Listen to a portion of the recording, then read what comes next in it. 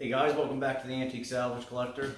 Yeah, so just to let you know, I had to do a retake of this. I shot a lot of this last night. Unfortunately, I don't have my production crew here, you know, COVID, 6 feet and all. No, I'm joking, I don't have a production crew. But yeah, I filmed a lot of this last night, and a couple of my video files during transfer got corrupted, so I actually had to reshoot the beginning portion of this video. But it's been a couple of weeks since I've done a video. Been busy, but this week I got around to doing a new episode for you, and it's going to feature my bottles. I'm not a bottle collector at heart. I've acquired a number of bottles over the years, bought and sold bottles, but somehow I seem to manage to keep finding local bottles. So I'm going to share with you what you see in this cabinet here, which is essentially where my soda bottles are right now. Funny story is when I first started out, actually the very first things I ever bought and sold turned out to be bottles. Used to be where the new NSCC is being built now on the Espisode, used to be Mercer's service station.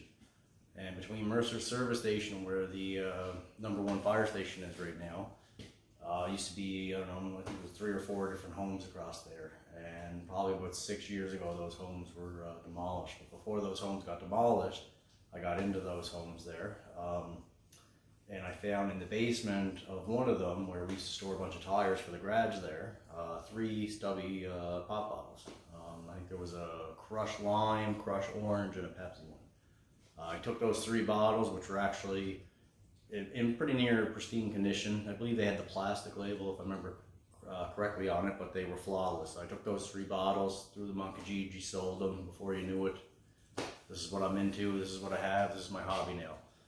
But again, I'm not a bottle collector at heart, but I do acquire anything local, so all the bottles you do see here behind me, and all the ones I'm going to show and share with you in these videos, the crates, the bottles, it's all local stuff. Big part of my collection is local, as you might realize from a lot of my videos, I collect local things. Yeah, so anyways, I'm going to start pulling some of this stuff out here little by little, and we're going to go through it all. Hope you enjoy it. Alright guys, so to start the episode off here, I'm going to talk about Sydney Mineral Springs. Sydney Mineral Springs, a bottling company, operated between 1932 to 1935. Originally they were located on Whitney Avenue, and it was a KISS bottling company at the time, and it was owned, don't quote me if it was owned, operated, or just managed by a guy named Harry McGilvery. I believe Harry died in 1935, something like that, and it was believed that the Sydney Mineral Springs was dissolved for a period of time. It did re-emerge and reappear again after the Second World War, so between 1948 to 1984. At that point, it was actually located at 109 Richmond Street in Sydney. I have a really nice crate here I'm going to show you, and it's actually all, well, I'll show you, I won't get into it. Between the latter years, between 48 to 84, they obviously bottled double cola stuff, which is why you're seeing some double cola products here behind me. And again, we're going to go through that in a second. So I'm going to grab the camera here, I'm going to bring it over, and again, I'm going to show you some details. Okay, so as we discussed here, so this is double cola. This is a really beautiful example of a crate, and the concept of this crate was it held these wonderful 6-packs. So I've got 2 different versions of the double cola 6-packs here, and as you can see, 4 packs fit in here perfectly. There would have been a divider between here and here, and that's how they got transported to the grocers. So this crate here is actually one of the very first, it's one of the very first items, let alone, I think I put this somewhere in the top 10 things, the first top 10 things I actually bought. I got this from a good buddy of mine, John, who I got a number of things from. One of these days, hopefully, John will let me go out there and show you guys some of his stuff. So the coolest thing about this, though, is this right here. This is, most of the times bottling companies stamp the inside of their crates. This one here is just like an encyclopedia of information, though. Property of Sydney Mineral Springs, 109 Richmond Street, Sydney. Usually it's vague and to the point, and stamp of ownership doesn't have all that information on it. This crate here is full color all the way around. It's just a beautiful crate. I've never seen another one like it. This is the only one I know that's in existence. If you remember in an earlier video when I was doing a tour of the garage, I challenged you to basically find another one of these from Sydney Mineral Springs, and if you did, and you can prove it, that it's actually in existence, I will give you $100. That challenge still stands.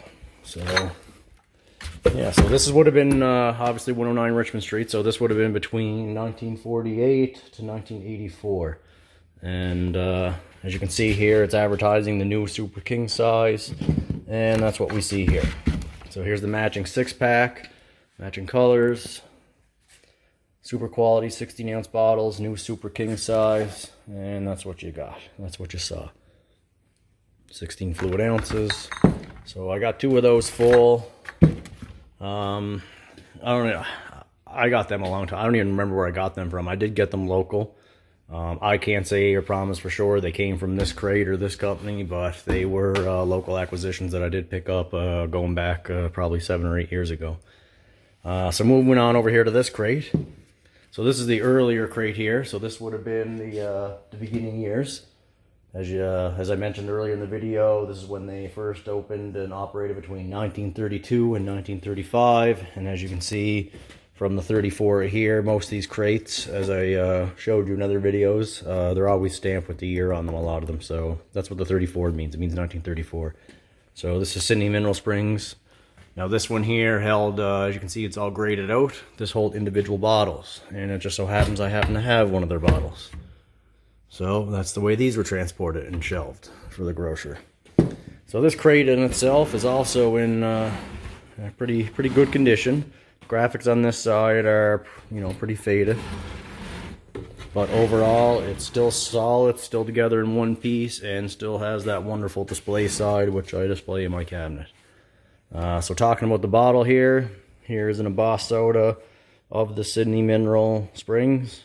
Sydney, Nova Scotia. This is a recent acquisition I actually just picked up last month. I was lucky to get it. I was happy to get it. Over the years, I've had a number of embossed sodas, and I've had some ginger beers. But like I mentioned before, and you'll probably hear me say again, I moved them along in the beginning, and that's what helped me basically acquire some of the stuff I really wanted.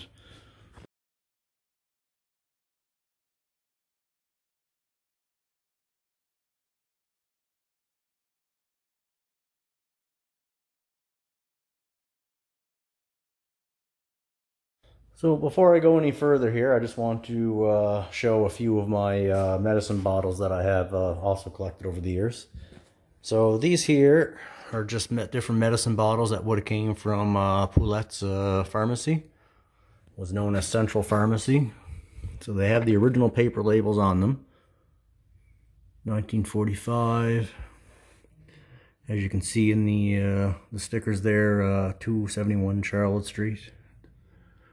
And then if you look actually closely, here's a good one here. So this one here, it's Harry G. Poulette's.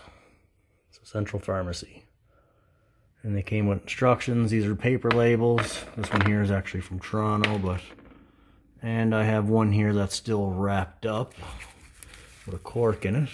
I won't even attempt to take that out. But again, it's got the original Poulette's on it. So these were just something I got from a good friend of mine there, from Danny. I bought these off him a couple years ago. So these would have just been pharmacy bottles. And then I do have this one, Maple Leaf Turpentine, Central Bottle Sydney, Central Bottlers. So a couple local bottles there, just small little miniature medicine bottles, nothing crazy, nothing too elaborate, but I thought I'd share them with you as well. They're just something I managed to amass in the collection as well.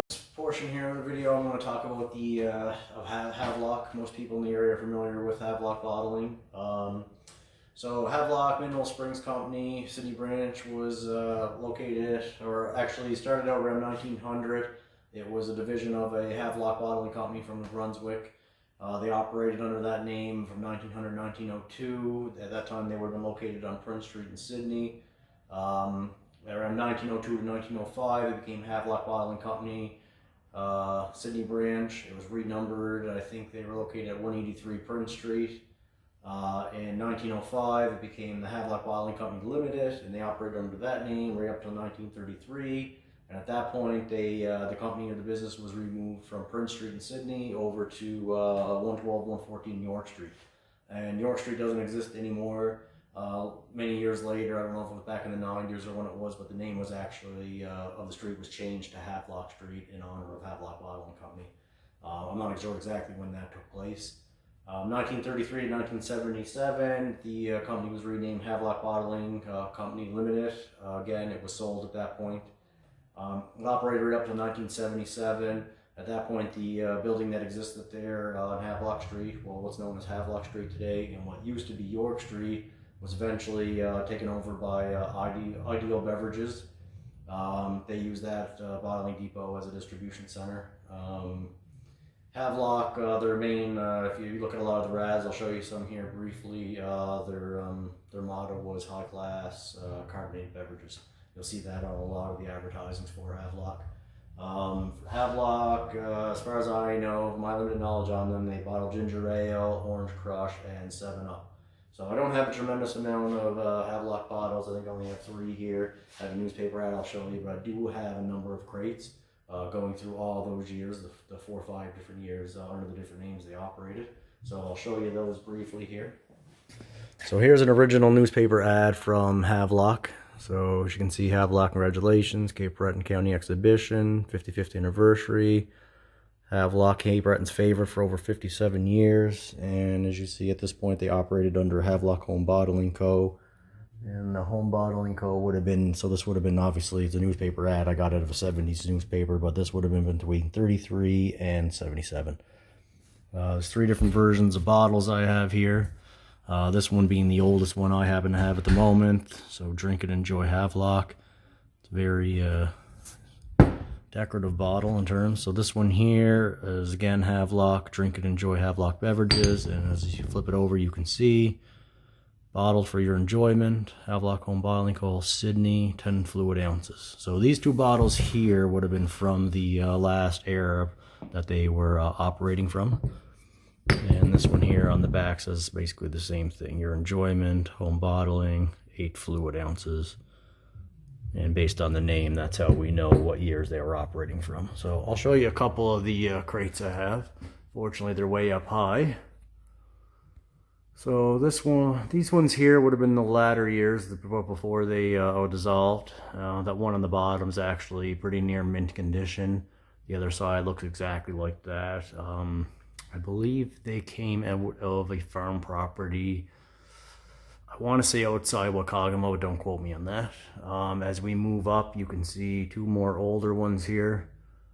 So 65 on that one, Havelock Home Bottling Co. Sydney, and property of Havelock Home Bottling Co. Sydney, Nova Scotia. That one again is also in near pristine condition on all ends. Mind you, there is a board broken on the bottom. This is probably the oldest one. So property of Havelock Home Bottling Co. Sydney, Nova Scotia, and North Sydney. So at some point they had a distribution facility on the north side. I don't know exactly when that was or where it was, but I have this crate in both colors. I have it in red and I have it in black. I want to say black is definitely the oldest. So I don't have a whole lot of Havelock stuff here, but there's a few things. So I just wanted to share that portion with you as I go through my cabinet before we move on to other. I want to touch on the Purity, I don't know if I'm saying that right, Purity Bottling Works. I have a crate here from it. I'm going to talk a little bit about it. I'm going to show you the crate. The crate's actually, from what I gathered, extremely rare. I think only one other one that I know of is in existence. I believe a local guy, collector who now lives in Ontario somewhere may have it. From what I gathered, they're very extremely rare to come by, and I was actually lucky when I came across this. But Purity Bottle Works operated from 1960 to 1952. It's the crate I'll show you exact in a minute here, stamped E.A. McDonald. So that was Edward A. McDonald, and Edward left Sydney Mines Bottling Works in 1916 and started Walkie and McDonald Purity Bottling Works at that point, 1916. They operated on Pond Street, which is now known as Legato Road, which would be down around where the train station is now, for those of you that are from the area and familiar. In 1922, they moved from where Legato Street is now, former Pond Road, and they moved behind the old town hall off Main Street. Walkie died in 1925, and from that point forward, it became known as the bottling company became known as Purity Brand Beverages, and that operated that way up until 1952. So I'm going to show you the crate here. The crate is stamped EA, so that tells me it was after Walkie's death. So this crate is after 1925. But extremely rare, nice collectible piece. I'll take the camera and show you. So I actually found this crate at a flea market. So as you can see there, the stamp, it's looks better in person than it might be showing on video, but it says Purity. So EA McDonald. It's trademark above and below McDonald, and it's Purity brand. So this side here is worse condition. There's a lot of overspray on it. I've never tried to do anything with it. I've never tried to clean it. I was too afraid to cause more damage than anything, but she's a solid crate. Nice addition to my not only the crate collection, local collection, and bottle collection. So she hits 3 different tiers there in terms of collector value in relation to me. But again, super rare, very sought after. Well, I don't know if it's sought after. Rare doesn't always mean something sought after, and rare doesn't always mean worth money. Keep that in mind when you get into antiquing and collecting. But it's certainly a gem, and I know a few people that would love to have it in their collection. Alright guys, I'm going to talk to you about the McKinley portion of my bottle collection here. So we'll just give you a little backstory on the McKinley. McKinley was part of a division, or I don't know if that's even the proper word, and I'm not an expert on bottles, but it was part of the Reserve Mineral Water Works. McKinley, and I don't know how to pronounce that last name, it's Oglev? Anyways, that was the name. It was 1901, 1918. Went on 1918 and 1954 to become McKinley and Sons, and then in 54 to 1989, when the company was no more, they were under McKinley and Sons Limited. The company was started by William McKinley, who had a general store in 1899. William and Peter, again, I don't know how to pronounce that last name, Ogilive, O-G-I-L-I-V-E. They started the business together in 1901, and they ran together as partners until 1918. Peter eventually left the company, sold the shares, and moved on to bigger and better things, essentially. William, at that point, it became McKinley and Sons Limited. William died in 1934. His son Arthur took over the company at that point. And eventually Norman and Jerry McKinley took over after Arthur. The original factory, which I believe burnt twice, was located on Reserve Street at McKay's Corner, and eventually around the time of the Second World War, around 1945-46, they moved to Brookside Street, which is the factory most people that are still around today, most people's relatives, grandparents still remember as McKinley's bottling factory. I believe if you go to Glace Bay right now, there's a giant church there. So I'm going to show you some of the collection I have. I've had a number of McKinley bottles over the years. I've had some ginger beers and Boss soda bottles from the early days, including the McKinley and Oglev ones, or Oglive, or however you pronounce that last name. I've had a lot of bottles essentially, but I've moved them along to collectors over the years, and but somehow I still managed to keep coming across things. So I'm going to take you and show you a few of the bottles, 6-packs, cardboard stuff, different merchandise I have right now left. So here is a jug of syrup. So somebody essentially covered it up there with, it looks like Varasol at some point. I really wish I could peel that tape off, but unfortunately I think it would do more damage than good. But you can clearly see it says McKinley and Sons, Glace Bay, Nova Scotia, under the bottom side. I have a whole bag of McKinley bottle caps here, which would be their ginger ale bottle caps. They're all the same in there. I will show you the bottles there momentarily. This is probably the oldest McKinley bottle I have right now. So this is lime juice. McKinley and Sons Glace Bay, really nice example of a paper label. I've had that for a number of years now. In the back here, you'll see this is a recent acquisition of my collection. It's McKinley & Sons Limited, Glace Bay, Nova Scotia, 1965.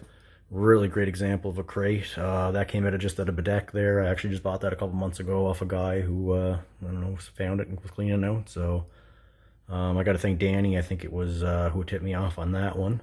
He saw it on the Facebook Marketplace and put me in touch with the guy. And yeah, so now it's part of my McKinley collection.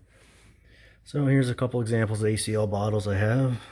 So this one here I got from my buddy Terry, who owns a convenience store. I was in his garage one day and I just saw that from a mile away on the back shelf. He was nice enough to give it to me. Again, really nice. Serve ice cold. Return when empty. And the MCK logo on the top there. Here's two examples of early McKinley & Sons. First for Thirst. So the difference between these two bottles is, well, apparent to me. The Glace Bay, Nova Scotia is different, and one of them actually has the 644 phone number on it. These are both 8-ounce bottles.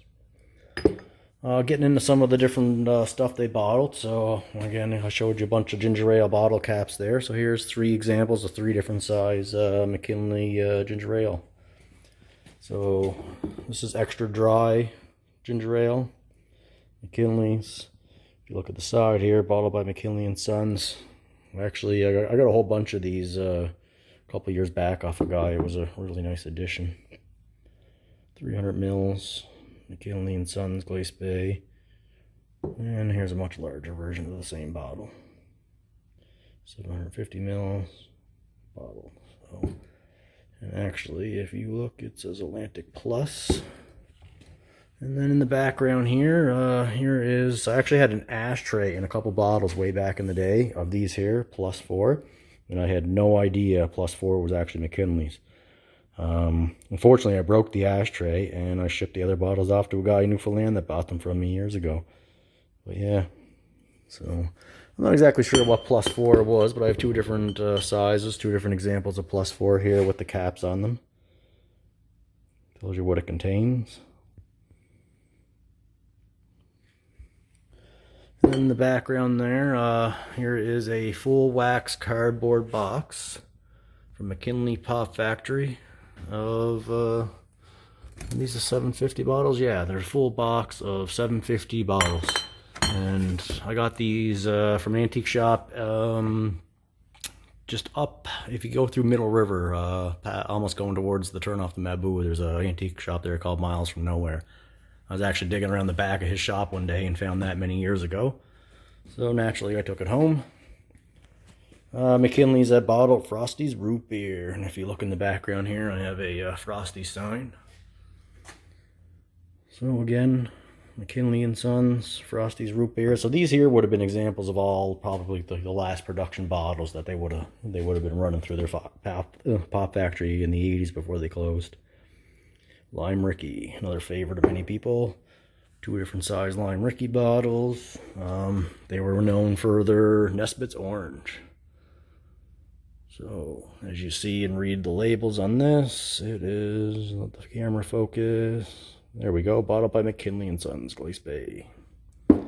Most popular of all, though, without a doubt, had to be the Iron Brew, from what I gathered from people that lived in that time period, in that era. So I have 5 different examples of Iron Brew bottles here, all in different sizes. I have one that's green. Now I don't know if that was a label that was transferred over time. Judging by how low it is on the bottle, I'm willing to bet that that probably is not original. Again, this would have been one of their examples of their last production Iron Brew, and then these ones obviously would have been earlier examples of their Iron Brew. And then I also was lucky enough to come across this old wax 6-pack cardboard holder. So I got that as well. Pretty good shape, still works.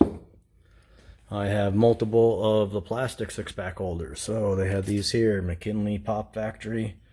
Nice little 6-pack holder. I have different versions of the green bottles in that. And then here's your regular McKinley bottles, and now here's one in a 10 fluid ounces, 284 mils in green, and one of the same in white. Now, a lot of these bottles, some of them you think are the same, but they're not. This is actually a 300 ml bottle. So there's actually a number of these bottles that appear to be similar, but they're actually different. So that's just some of my McKinley collection there. Well, it's the majority of it. I have a bunch of extras and spares. There's still a whole bunch, like I said, extra 6-packs, iron brews, different versions. There's a couple more down back behind the cabinet you can't see too. I have no shortage of those, but yeah, so I did have some earlier embossed sodas that go back even older than that were similar to the City Mineral Spring one that I showed you there earlier. But like I said, over the years I sold them and moved them on to other bottle collectors. So yeah, anyways, that's my McKinley portion of the of my bottle episode here. So I hope you enjoyed it. Alright guys, so another interesting feat here I have in bottles is these uniquely shaped 4 bottles you see here. Now I have 2 7-Ups, a Dr. Pepper, and a Pepsi. These here are referred to as torpedo bottles, and obviously by their shape, I guess is where the name came from. They look like torpedoes. Now these were a limited production run bottles. I can't say for sure when exactly it was they were bottled and operated in, but it was a very short existence. And the reason for that is, and if you ask your grandparents or about this, they can probably remember it, but these bottles actually exploded. So it was a flaw design in the bottle, which when in transport, when the carbonated beverage and would fuzz up and build up the pressure inside the bottles, these bottles would actually explode in transit. Or if you happen to drop a crate or a 6-pack of the bottles, they would also explode. And they wouldn't be exploding due to the fact you broke the glass, they were exploding due to the pressure buildup given the poor design of the neck of the bottle. So there's actually a reason that bottles are often shaped like this with a tall neck. And there's actually some science behind it, believe it or not. So if I ever get a third one of those 7-Ups, I actually will film it and I will fill it up with fresh pop and I will shake that thing up and watch it explode. So if I ever get another one, or if somebody wants to donate one to the cause, I don't want to do it with only 2. I like to have a third one before I pull that trick off. But yeah, so interesting. So if you ever see those bottles, that's why that's what they're called. They were called exploding torpedo bottles. So just to cover off now some of the different advertising, I don't have a tremendous amount of soda stuff here. I have had a lot of stuff in the past, but like for every item in this garage, I've probably sold 2 or 3 items. Obviously that helped me acquire what I do have and what I kept today to be my collection. But I'm going to show you quickly the different pop stuff we have here. And I might as well start here on this wall. So Hires Root Beer, very famous, very desirable. I have a number of crates, as you can see here. I'm just going to flip this around, make it easier. So there's High Cap, that's out of Dartmouth actually. Harco beverages, there's 7-Up. Different versions of short crates there. So I got 7-Up, Coca-Cola, another Coca-Cola on top. There's white 7-Up, Ideal Beverages, another local beverage bottling company there. I don't have any bottles from them, I don't believe, but I do have the crate in really good shape. I haven't seen too many of them over the years. There's a number of dairy crates there. We'll get into that in another video. I showed you the Havelocks already. There's another adult version of a Double Cola Canada Dry. And then there's a Double Cola thermometer there. So again, Double Cola, City Mineral Springs. That actually came out of a house over in Ashby. Who knows? It could have been in the shop one of those days. It's hard to say. There's a team sign I talked about in a previous video. So there's a nice big 3-foot by 5-foot team sign that basically makes the backdrop to my bottle cabinet here. There we go. I forgot I was zoomed in. So yeah, that works out good. Nesbit's orange. So again, we talked about Nesbit's and McKinley being a Nesbit bottle distributor. Well, Frosties, Orange Crush signs, nothing too elaborate, but again, I don't have a tremendous amount of that stuff anymore. A lot of that stuff was bought and sold over the years, like I said, just to help accumulate what I have here. yeah, so anyways, that's my edition of the bottle video here. But there is the one thing I want to show you though before we conclude this. Stick with me here for a sec. So like I said, I'm not a bottle guy. If anybody's got bottles out there local, I'll certainly buy them, acquire them, throw them on display, throw them in the cabinet here. Like I said, I mentioned to you before, there's two guys that I usually go to whenever I have any questions or if I find interesting things related to the bottling companies. But for anybody that's local, any local collectors out there for Cape Breton stuff or just bottle collectors in general, JR wrote this book a couple years ago. I got a copy of it there a few months back. It's an excellent source of information. So every one of these bottling companies I mentioned here today, they're all referenced in this book. There's more information in here than I know. The guy's encyclopedia about local bottles. As well as Francis. If anybody knows Francis, Francis is great. He's been around doing this a lot longer than me or anybody else has, that's for sure. So yeah, so I just want to give a shout out there. Pick up a copy of that book there, Cape Breton Soda and Ginger Beer Bottles. Again, there it is there. Reach out to JR, get yourself a copy of it. Must have for bottle collectors, especially if you're a collector of Cape Breton bottles. And yeah, so anyways, thanks for watching, guys, and thanks for tuning in to the bottle edition of the Antique Salvage Collector. See you later.